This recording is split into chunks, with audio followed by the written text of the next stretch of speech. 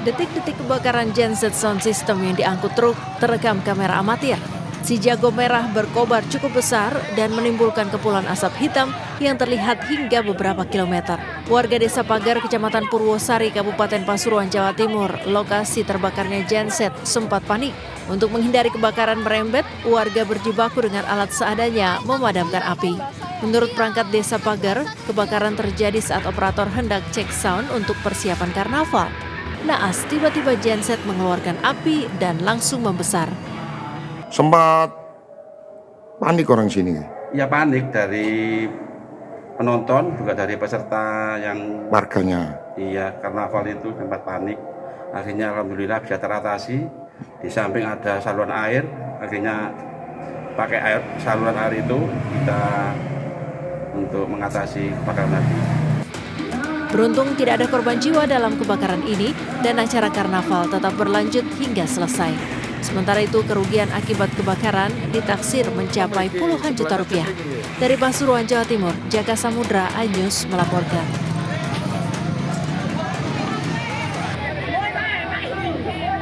Diduga dipicu percikan api dari pengelasan sebuah toko penjualan bahan mebel dan tas di Jalan Raya Warung Borong, Kecamatan Ciampea, Kabupaten Bogor, ludes terbakar. Api dengan cepat menyebar akibat banyaknya material yang mudah terbakar.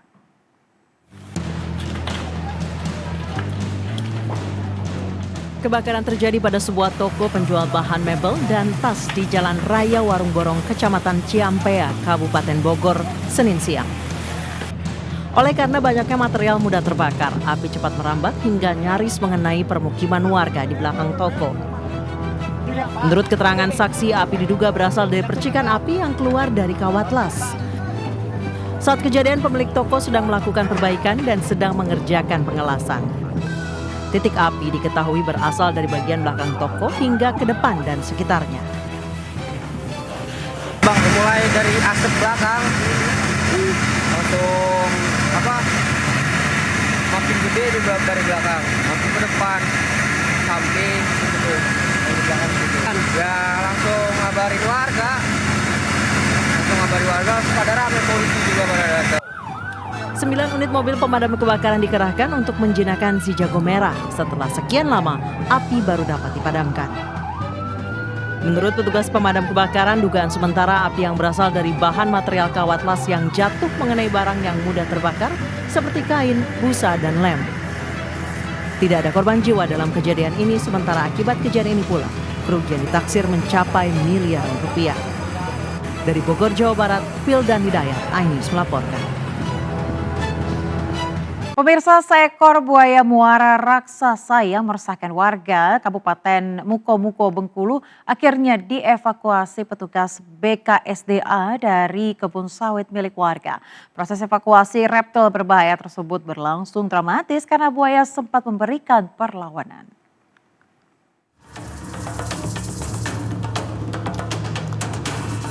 Tim gabungan dari Resor KSDA Muko Pos Air Hitam bersama anggota Polsek dan Koramil setempat mengevakuasi seekor buaya yang bersarang di perkebunan sawit. Reptil berbahaya ini cukup meresahkan warga desa Teramang yang hendak beraktivitas di kebun sawit mereka. Evakuasi buaya berlangsung dramatis karena buaya memberikan perlawanan dengan memutar tubuhnya saat akan dijerat menggunakan tali.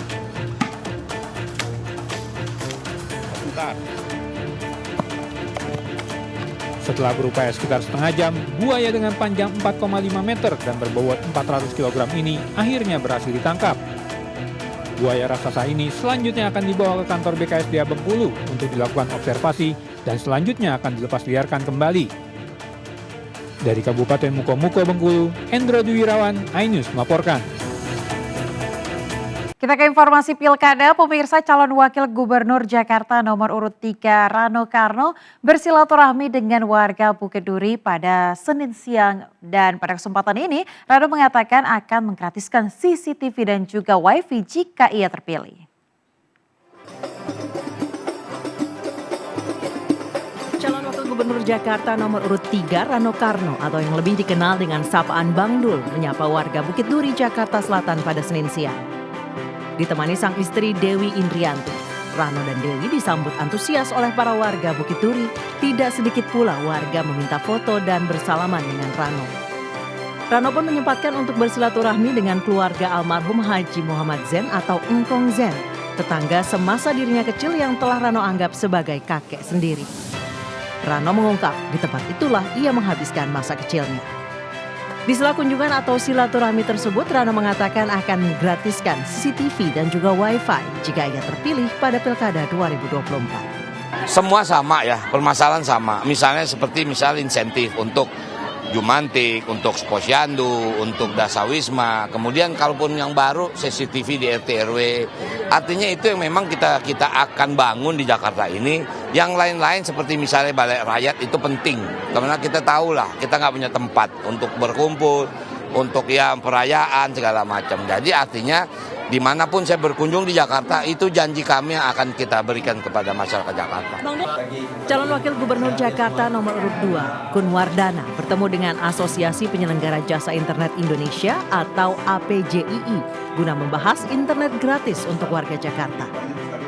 Menurut Kun, pemberian layanan internet gratis 100 Mbps untuk warga Jakarta sangat mungkin dilakukan guna meningkatkan kualitas pendidikan. Pasalnya, 80% instalasi internet sudah terpasang di depan rumah warga. Undang-Undang Dasar 45 pentingnya mencerdaskan kehidupan bangsa. Dan kita melihat bila koneksi internet ini sudah bisa direalisasikan untuk seluruh warga, seluruh rumah di Jakarta ini, maka di sana akan ada kesetaraan.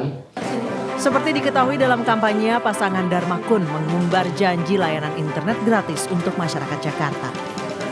Program tersebut menjadi salah satu andalan pasangan jalur independen itu dengan tujuan meningkatkan kualitas pendidikan di Jakarta. Dari Jakarta, tim liputan iNews melaporkan.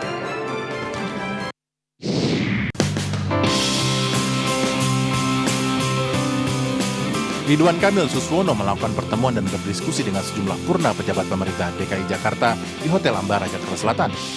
Pasangan calon nomor urut 1 ini memberikan kesempatan para pensiunan pejabat pegawai negeri sipil Pemprov DKI Jakarta untuk turut aktif mengatasi beberapa permasalahan Jakarta jika terpilih dalam kontestasi Pilkada Jakarta 2024. Tawaran ini akan menjadi kontribusi para pensiunan PNS untuk membangun kota Jakarta sebagai kota global. Apakah mau diaktif lagi kan, misalkan mensosialisasikan ya pengentasan kekumuhan, mau nggak ikut tim penghijauan gitu kan di wilayah-wilayah yang beliau kuasai. Jadi inilah tawaran, karena membangun Jakarta harus bersama-sama, apalagi dengan orang-orang yang sudah puluhan tahun berpengalaman mengurusi Jakarta. Cagup-cawagup Jakarta yang diusung Kim Plus Ridwan Kamil dan Suswono juga memastikan pemilihan birokrat di pemerintahan akan dilakukan secara transparan.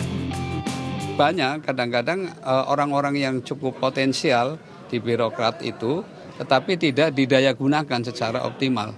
Ya, padahal kompetensi mereka sesungguhnya punya potensi yang sangat membantu dalam mensukseskan visi-visinya gubernur itu. Sejumlah program unggulan juga turut diutarakan pasangan cagup dan cawagup Ridwan Kamil Suswono, diantaranya dialog antar generasi dengan program anak sekolah, sahabat lansia, serta program kredit mesra yang akan membantu warga mendapat pinjaman tanpa agunan. Dari Jakarta, Gisel Yanur Rahma Laksana yang melaporkan.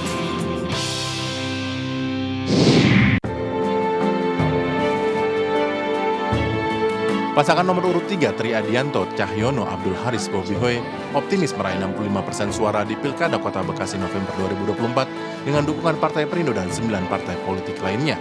Hal ini diungkapkan saat mengikuti deklarasi kampanye damai KPU Kota Bekasi bersama 2 paslon lain di alun-alun M. Hasibuan, Kota Bekasi. Pasangan petahana dengan tagline Kota Bekasi Keren ini juga berkomitmen mewujudkan Kota Bekasi yang cerdas, kreatif, maju, sejahtera, dan ihsan. Yang akan melanjutkan dan akan melakukan pembaharuan 5 tahun ke depan. Bagaimana kota ini menjadi kota internasional, kota ini menjadi kota yang keren. Kami sebagai paslon nomor 3 sangat siap untuk mengikuti pilkada. Optimis menang 1 putaran ya? Allah. Ya, dapat tidak 1 putaran, kadang-kadang hanya 1 putaran. Insya Allah kami akan bisa merebut ya, jadi juara dan memenang di pilkada tahun ini. Partai yang dipimpin Ketua Umum Angela Tanusudibio ini akan menggerakkan seluruh kadernya untuk memastikan kemenangan pasangan calon kepala daerah yang diusung pada Pilkada serentak 2024. Dari Bekasi, Jawa Barat, Rahmat Hidayat, iNews melaporkan.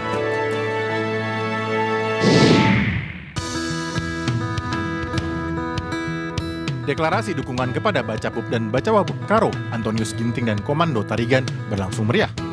Pasangan ini diusung Partai Perindo dan 6 partai lainnya untuk maju pada kontestasi Pilkada November 2024 mendatang. Antonius Ginting dan Komando Tarigan pun berharap masyarakat Karo turut memberikan dukungan, serta bekerjasama membangun Kabupaten Karo lebih sejahtera. Memberikan yang terbaik untuk seluruh masyarakat tanah Karo melalui Karo Beriman, Karo Berbudaya, Karo Modern, Karo Unggul menuju Karo Sejahtera. Seluruh masyarakat tanah Karo ikut memberikan hak pilihnya dan tentunya memilih yang cerdas, pilihlah yang bisa membawa perubahan ke tanah Karo. Kita akan mengangkat kesejahteraan masyarakat Karo melalui pertanian. Jadi kalau pertanian maju, di kota juga pasti akan maju. Harapan kami, dukung kami supaya kita bisa mewujudkan Karo yang sejahtera. Partai yang dipimpin Ketua Umum Enjilata Nusudibyo ini akan menggerakkan seluruh kadernya untuk memastikan kemenangan pasangan calon kepala daerah yang diusung pada Pilkada serentak 2024. Dari Kabupaten Karo, Sumatera Utara, Eka Hetriansyah, iNews melaporkan. Pemirsa, anggota Dewan Perwakilan Rakyat atau DPR periode 2024-2029 akan dilantik pada hari Selasa 1 Oktober 2024. Sebanyak 580 anggota Dewan akan dilantik dan mengucap sumpah atau janji setelah sebelumnya ditetapkan Komisi Pemilihan Umum Republik Indonesia sebagai calon anggota legislatif terpilih hasil pemilihan anggota legislatif 2024 pada 25 Agustus 2024. Dan untuk melihat komposisi jumlah kursi setiap partai politik, kita bisa melihat infografis berikut ini pemirsa. Ya, pada pemilu legislatif 2024, KPU menetapkan total suara sah nasional berjumlah 151.793.293 suara. Dari total suara, terdapat 8 partai politik yang lolos ambang batas minimal. PDI Perjuangan ini menjadi yang tertinggi dengan meraih lebih dari 25 juta suara dan mendapatkan 110 kursi di DPR. Di posisi kedua ini ada Golkar yang meraih lebih dari 23 juta suara dan mendapatkan 102 kursi. Di peringkat ketiga pemirsa ada Gerindra ini mendapatkan lebih dari 20 juta suara dan mendapatkan 86 kursi. Sementara itu ada Nasdem di posisi keempat yang mendapatkan 69 wakilnya di kursi DPR. Sementara itu PKB meraih 68 kursi, sedangkan PKS ini mengirimkan 53 wakilnya di DPR. Dan ada Partai Amanat Nasional yang mendapatkan 48 kursi, sementara Partai Demokrat menempatkan 44 wakilnya di kursi DPR. Dan dari 580 anggota DPR terpilih pemirsa, sejumlah nama tercatat sebagai anggota DPR tertua. Kita lihat di infografis berikut ini, ada Insinyur Sujadi yang menjadi yang paling tertua yakni berusia 81 tahun. Namun kader PDI Perjuangan kelahiran Yogyakarta ini telah meninggal dunia 24 September 2024 lalu. Dan nama lain yang tercatat sebagai anggota DPR tertua adalah Zulfikar Ahmad dari Partai Demokrat asal Jambi yang berusia 78 tahun. Kemudian ada Guntur Sasono dari Partai Demokrat asal Madiun berusia 78 tahun dan Kahar Musakir dari Partai Golkar asal Muba, Sumatera Selatan berusia 78 tahun. Sementara itu kita juga akan melihat anggota DPR termuda di infografis berikut ini tercatat atas nama Anissa Mahesa berusia 23 tahun yang berasal dari Partai Gerindra asal Jakarta. Kemudian ada Muhammad Rohid dari Partai Gerindra asal Riau berusia 25 tahun, serta Cindy Monica yang mana ini berusia 25 tahun dari Partai Nasdem. Ya, dan pemirsa, anggota DPR tertua dan anggota DPR termuda ini berpeluang besar akan memimpin sidang paripurna perdana usai pelantikan sebagai anggota DPR periode 2024-2029. Kedatangan Ketua Umum DPP Partai Perindo Enjilata Nusudibyo disambut hangat oleh jajaran pengurus DPP Partai Perindo Jawa Barat. Jelang Pilkada Serentak 2024, Angela Tanusudibio yang juga Wakil Menteri Pariwisata dan Ekonomi Kreatif ini meminta seluruh pengurus dan kader untuk aktif berjuang dalam mengkampanyekan pasangan calon kepala daerah yang telah diusung maupun didukung Partai Perindo. Di Jawa Barat, Partai Perindo menargetkan kemenangan calon kepala daerah yang diusung maupun didukung di 27 kabupaten kota. Kami tidak hanya asal pilih, tetapi kami punya kriteria paslon yang harus dipilih. Yang pertama, diperkirakan bakal menang. Yang kedua, pollingnya tinggi. Yang ketiga, kredibilitasnya memang bagus. Kunjungan Ketua Umum DPP Partai Perindo ini memberikan motivasi serta semangat juang kepada seluruh pengurus dan kader untuk mengawal pemenangan para calon kepala daerah yang telah diusung Partai Perindo di Provinsi Jawa Barat. Dari Bandung, Jawa Barat, Maulana Rahman, iNews melaporkan.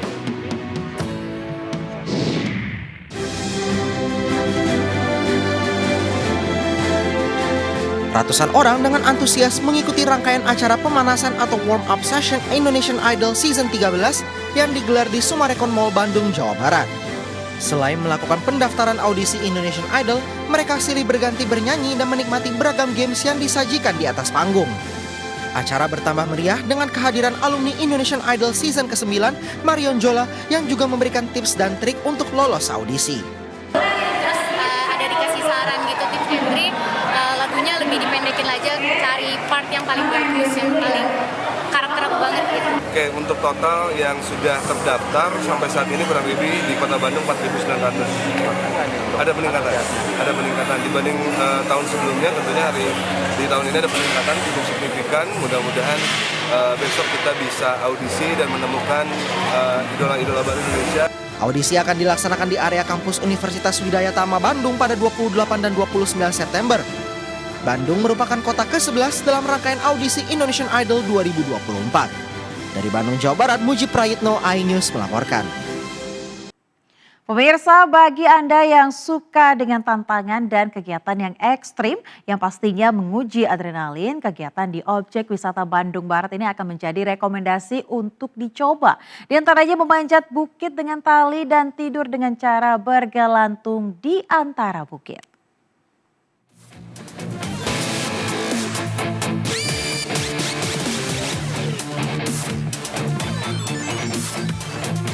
Ayo, siapa yang berani duduk bergelantungan di antara tebing seperti ini?